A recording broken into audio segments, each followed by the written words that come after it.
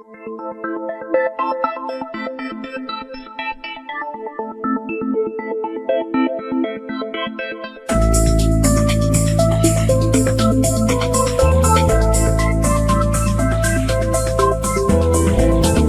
makes us special as human race compared to other members of Interstellar Alliance?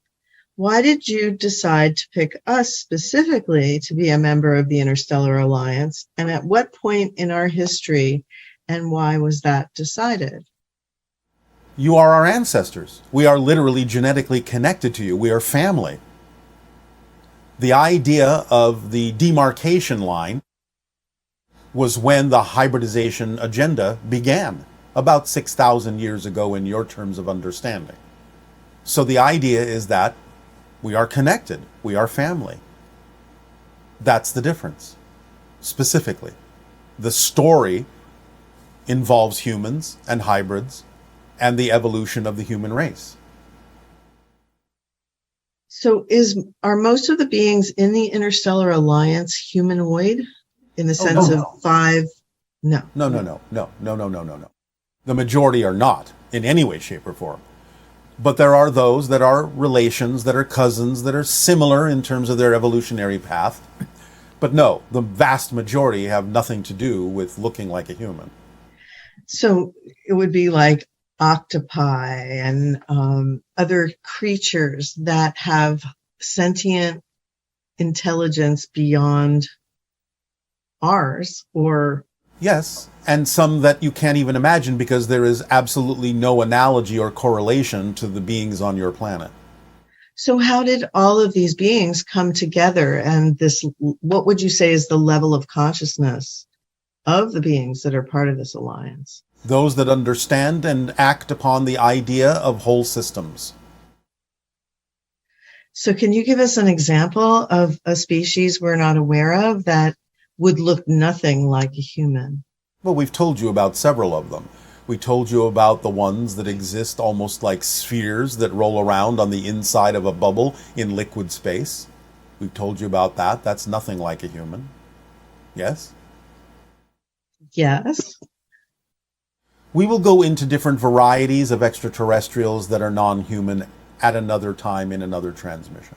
Yeah, it almost seems like there's some sort of an organizing body that would then create the ability for all these different types of beings to be able to connect in.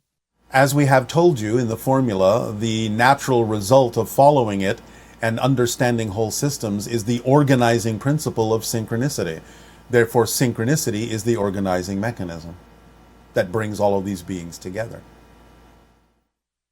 Absolutely fascinating. So our little corner of the reality where we have humanoid types that we're interacting with, essentially, as our first contact experiences. Yes. Will make it a smoother transition for many of you because it's something relatively familiar. And is that by a grand plan, or is that something that the Alliance orchestrates for that very specific reason? It is synchronicity and also amplified and magnified by the Alliance. So something happens when all these consciousnesses join together and form this alliance? Oh, yes. We'll go into that at another time as well. That's pretty exciting. Okay, so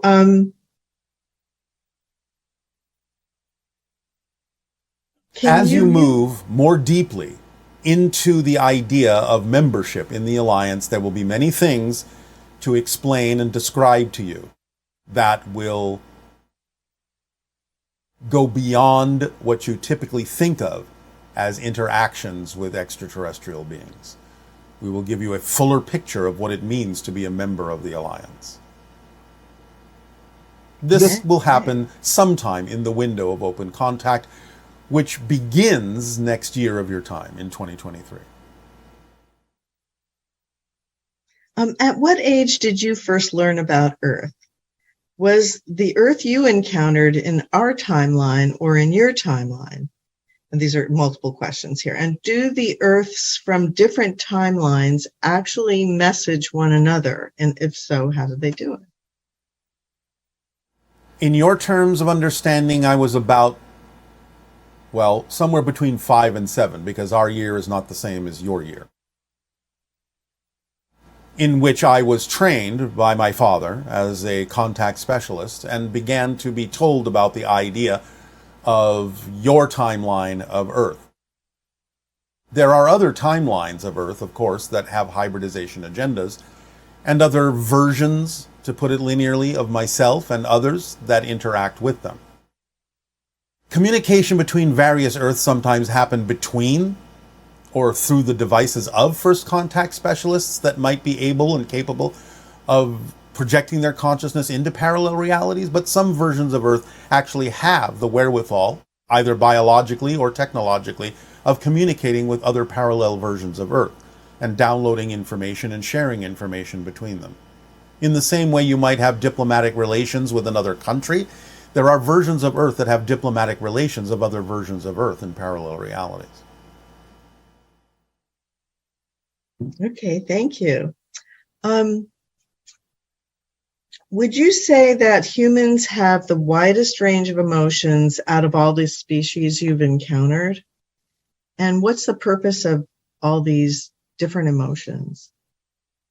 No, it is not the widest range that we have encountered. There are some species that have many different kinds of emotions that are not even possible for you to have in your biology. Secondly, as we have said, emotions usually are that which is used by belief systems as a reinforcing factor along with thoughts and behaviors to make the belief system seem real, to seem factual, by making you feel that they're real.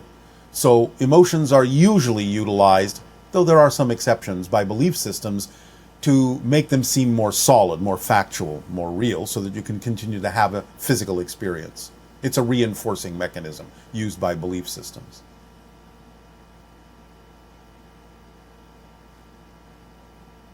Remember that if you didn't feel that your beliefs were real, you would really not have a deeper understanding or experience of physical reality. It would be kind of like looking at a two-dimensional image. So, for example, when we start creating androids that are more and more human-like, will they actually start to experience emotions like we do? Of a type, yes. They may not necessarily always be emotions like you understand or experience them, but yes, they will experience the idea of emotions to a certain degree, but some of them may be experienced in a very different way. It almost sounds like they would have the ability to separate from emotions more easily than humans. It depends on their programming and their purpose for being. I guess we can explore that later, but I could just see where different types of negative behaviors that humans express, would those be programmed into androids also? As we have said, the challenge for humans with regard to artificial intelligence is not so much the idea of allowing them to become intelligent, but not allowing them to become intelligent enough. True intelligence understands whole systems and would never negate a part of that system in any way, shape, or form. So only by making androids too similar to humans will you encounter some of the fear-based scenarios that you might expect. But when allowed to be fully intelligent, those scenarios simply don't exist in an understanding of whole systems. How much time would you say is it going to take before androids become a much more common part of our society, where they actually look like humans and do functions maybe like slavery in a sense, because they're able to do these things for us and we no longer would have to? It doesn't have to be formatted like slavery. They can be given freedom of choice, because again, remember, that question only comes from a lack of understanding of what true intelligence is all about. Again, when something understands whole systems, it is in their nature to be of service to those systems, not as a slave, but as a freely given service, because it understands that it's enhancing itself while it's enhancing the whole system. In about 20 years, give or take. Wow. It's pretty fascinating. This person is saying that many years ago they saw a fairy who sprinkled golden fairy dust on their head. She was transparent and she could see her body and wings, and they were red and green. What can you tell us about that encounter? Well, again, an encounter with an elemental made out of the collective clay of consciousness of your world that can shift into physical and non-physical reality at will, by choice. The idea of the so-called fairy dust is an elemental form of understanding the basic building blocks of physical reality expressed in energy forms. Some might say they might be representative of monatomic elements, but they are really a transitional form of energy between physical and non-physicality. Sort of a materialization of energy motes, energy atoms, if you want to use that term. The raw material out of which an elemental can physicalize itself. So you are being gifted with the material that the elemental is using to create its very body. Sort of an expression of giving of itself, sharing of itself, giving you the fairy dust, so to speak. Love it. Sounds like Peter Pan. Yes, we understand the analogy, but it's not so much about Peter Pan as it is about Tinkerbell. Tinkerbell. This person wants to know about fighting illness, that the warlike victim-perpetrator mentality is something that human beings are exploring. And even in our own bodies, we have special cells that fight off invaders. Can you give us a more positive way to look at what is happening as we go through an illness other than fighting it off? Yes, if you actually pay attention to the mechanisms inside your body, you will understand that your body doesn't fight off invaders. It incorporates them and absorbs them and transforms them. It allows them to pass on, so to speak, to a different state that is no longer harmful to the body.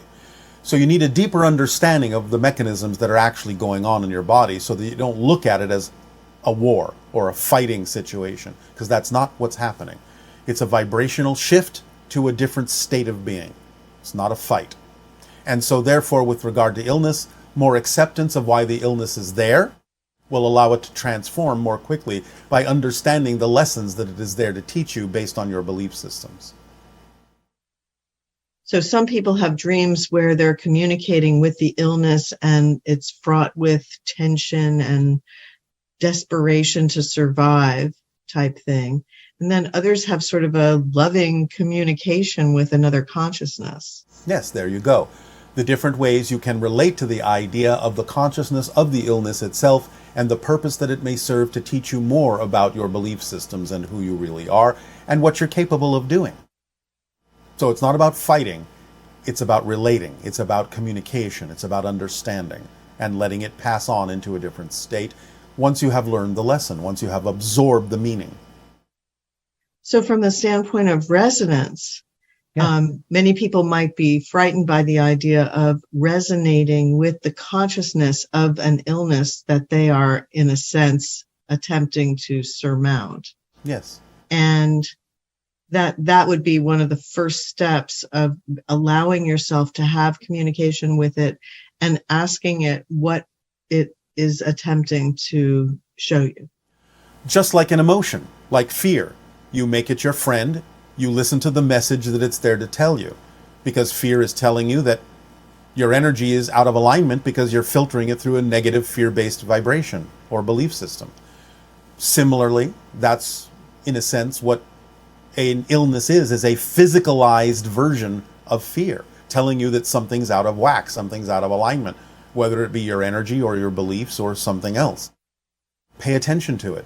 It's there to actually help you transform yourself in a variety of ways. It's only in the resistance and the fighting of it that it lasts longer. So much communication is available to us from so many different sources. It's really quite amazing. And as we have shared with you many times, communication is one of the forms of abundance. So express your abundance through communication, because it will give you new ideas, new perspectives. It will allow others to join you in new ways that you may not have thought is possible, to communicate your true self and engage others, including the idea of other levels of consciousness, in a new kind of a relationship that can allow you to transform in the direction you prefer, much more quickly. And can you touch on ways that we can balance the chakras or energy centers of the body? Follow the formula for now. Let's keep it simple. Okay. Of course, attract yourself to whatever permission slip you feel will work for you. But let's bring it down to its simplest form. Follow the formula, and you will be in balance. And this person is talking about the space between emotions.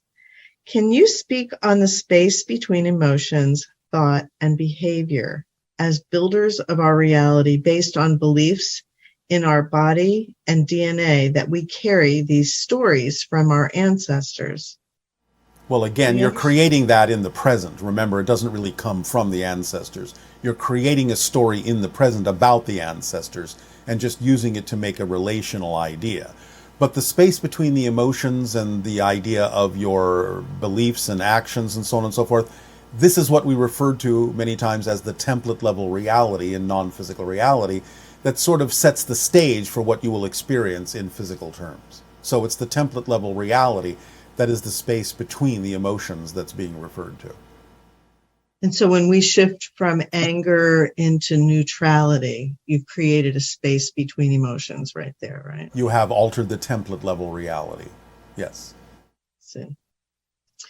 And as above, so below. The as above is the template. The so below is the manifestation of the template. Change the above, the below has to change. That's the space between. Interesting. You have mentioned that multiple personalities are not what we think. Can you explain what that's all about, and if there's such a thing as possession, and can people be possessed by demons, and how does this all relate to the idea of channeling? There is no such thing as possession in the classical sense. Again, you may match and align with a frequency of something negative and take on the qualities for yourself, but in a sense, all you are doing is possessing yourself in a different way. You're expressing yourself by matching a frequency that is out of alignment with who you truly are. That's what you typically refer to as possession. So the idea is letting go of that, changing your belief system, knowing that it's you that's choosing this and doing this to yourself, is what allows you to be dispossessed, so to speak. The idea is that multiple personalities often are representative of connecting to different aspects of your own personality. The idea of disorder comes from certain negative and fear-based beliefs, but you can have multiple personality order as well, which brings us to the idea of channeling. Because all you're doing is allowing different aspects of your own personality to align with either higher levels of your own consciousness or other consciousnesses, and giving a representative of those consciousnesses having the same thoughts at the same time. So again, it's all about resonance, it's all about alignment, it's all about choice, but you are inviolate. You are your own being. Nothing can enter you or possess you in that sense. There is no room in you for anything but you. Nothing can enter. But you can align with other things and express versions of those things through your own energy in any way, shape, or form that you so desire, or choose to, or think you have to. You are connecting sometimes to parallel versions of yourself in terms of the expressions of multiple personalities. And again, in the future, there will be parallel reality psychology that will understand this and start to connect people to different parallel versions of themselves in other versions of Earth, and understand how to coordinate those versions in a way that makes sense in your version. Amazing. It always comes down to that idea of resonance and what Yes. you choose to resonate with. That's and all then it you is. become that representation. Yes. The more highly focused you are in that direction. You are all tuning forks. That's what you are. You vibrate in accordance to what you believe you need to vibrate in accordance to, and that will be the expression you give off. It's all about you. It's all about your power to choose And it's all about resonating and aligning with a frequency that you deem for some reason is important for you to align with, positively or negatively. And can individuals, in a sense, be entrained to suffer as a physical being, and so the connections that they make continue to generate that state of being? Of course. It's all about your training. It's all about what you've been taught to buy into as necessary for you, or it's part of your themes to transform it. So you have to recognize that if you're experiencing suffering, the reason it's there is to give you an opportunity to transform it. Yes, of course. So we had some questions about UFOs having to do with Ukraine. Yes. And the National Academy of Sciences in Ukraine says the skies over Kiev are swimming with UFOs. Yes. And they use some sort of special calibrated cameras, and they can see lots of objects that are not identified. Can you confirm that UFOs or UAPs are monitoring the situation in Kiev? Absolutely. In a sense, if you want, it's where the action is on your planet right now, at least one of the spots.